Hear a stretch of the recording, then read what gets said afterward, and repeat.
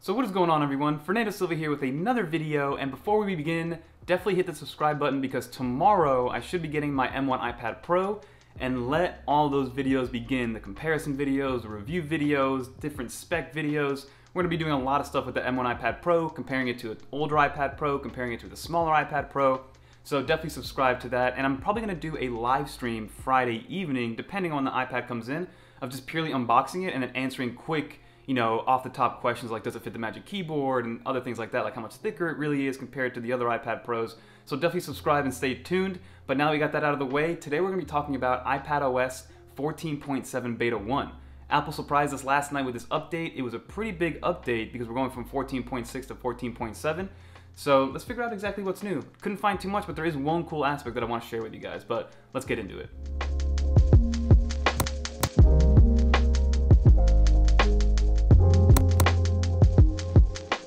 So let's hop right into this review, everybody. So I took a screenshot of just how big this file was, and as you guys can see, and we're looking at 4.66 gigs in terms of file size. So give yourself at least 9 to 10 gigabytes of storage to be able to install this. And a lot of people do ask, like, does this take away from current storage? No, it just replaces your system storage. So technically you don't really need that much space, but it's always good to have that. But just you don't have to worry about the fact that, hey, if I only have those 10 gigabytes of space, do I not have any more space after I update? No, that is not going to be the issue. You should still have those 10 gigabytes left over, but just as a rule of thumb, always have twice as much storage space with anything that you install, and that includes a system update. And if you go into the settings, and then go into general and then about, you can see that we're on 14.7, and that's 18G5023C.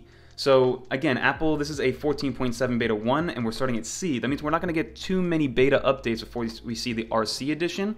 Because again, I think iPadOS 15 beta 1 is right around the corner, which will be WWDC June 7th, which is less than 3 weeks away, everybody. So definitely stay subscribed if you guys want to find out exactly what iPadOS 15 is going to be all about, especially with that M1 processor. But then in terms of what's new, another screenshot that I took was actually right here. So if you guys can see, this was my update screen before I updated from 14.6 to 14.7, and now I was on the regular 14.6, so the regular public version of 14.6 that everybody was getting. And once the RC edition came out, it was just a normal file size, but I still have that beta profile. So if you're in the beta profile and you're on a normal software, you now have the option to click down here and install the new beta one, or stay on the normal actual update. So this is it zoomed in, so you can see that's iPadOS 14.7. That's how the new update screen is going to be. And then the only other thing that I did notice was, again, I took a screenshot of this splash screen, but it's for the new Apple Store layout. So apparently, I didn't know Apple was doing this, but they changed up the entire Apple Store layout to be a little bit more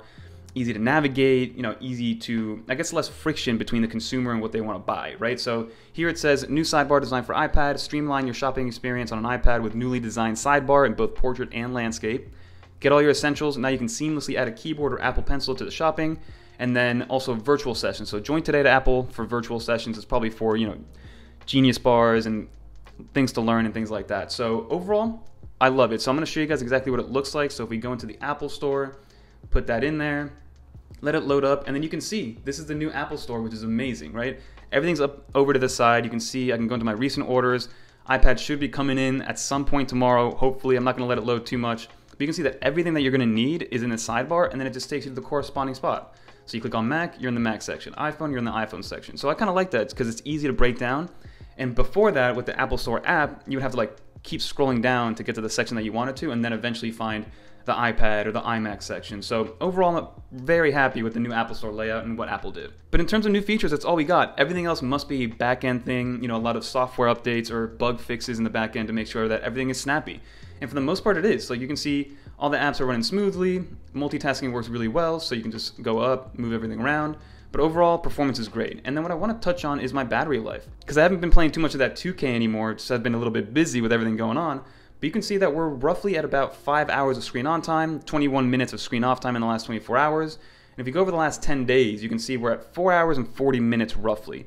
And you can see that on this day, for instance, we did 4 hours and 9 minutes, and we got to about 80% of battery. If we go back to this past Thursday, 8 hours and 26 minutes, but again, we went over that 120% mark, which means that I was charging up the entire time.